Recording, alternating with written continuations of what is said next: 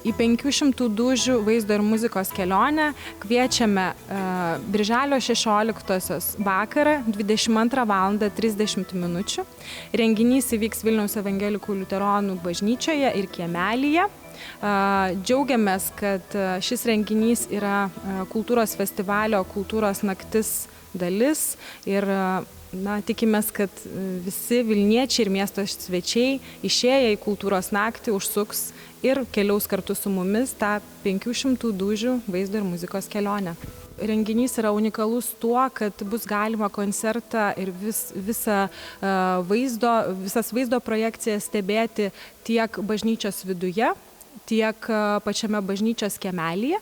Tai bažnyčios kiemelyje mes turėsime vaizdo kelionę per 500 metų, tai bus vaizdo ir šviesų projekcijos, sukurtos specialiai šitam renginiui, sukurtos naudojantis pačiamis šiuolaikiškiausiomis ir moderniausiomis šviesų ir vaizdo technologijomis.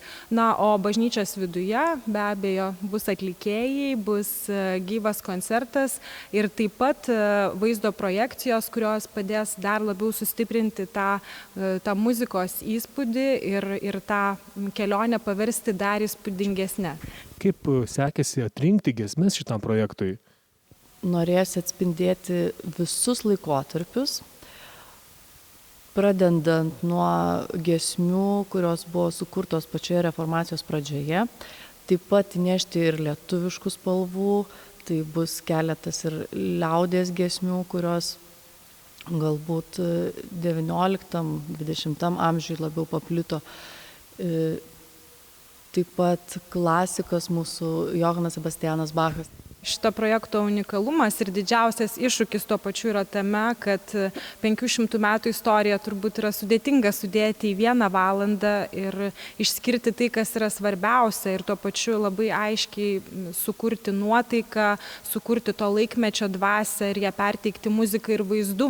Tai mes ir pasistengėme padaryti, atsispirdami į svarbiausius 500 metų įvykius, į svarbiausias asmenybės, pradedant be abejo Martynu Liuteriu ar ne ir 1517 metais ir keliaudami per kitus svarbius įvykius. Tai be abejo Martyno Mažvydo pirmoji lietuviška knyga, Danielius Kleinas ir pirmoji lietuvių kalbos gramatika, be abejo Kristijonas Donelaitis ir metai, tai yra toliau vėliau keliaujant Jonas Kristupas Glaubicas ir Vilniaus baroko architektūra.